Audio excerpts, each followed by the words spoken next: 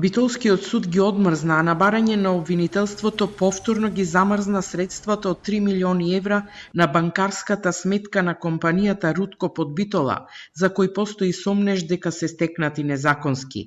Ова судско одмрзнување се случи на 6 мај, или истиот ден, кога основното јавно обвинителство поднесе обвинение против 10 лица, меѓу кои и поранешниот директор на РЕК Пеце Матевски, под сомнение дека во 2022 година го наместиле тендерот за ископ на јаловина во РЕК Битола, исклучиле договор со Рудкоп. Во замена за оваа мерка судот донел забрана за продажба на имот и возила во сопственост на компанијата. За ваквата одлука ОЈО ниту било известено, ниту имало право на жалба.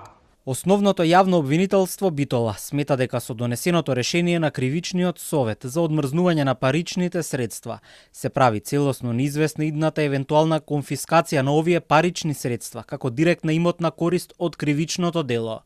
Уште повеќе што со преиначување на првично определените мерки, судот дозволил во замена да биде замрзнат имот, парцела во индустријска зона и 37 возила за кои не постои доказ дали се стекнати по извршување на кривичното дело.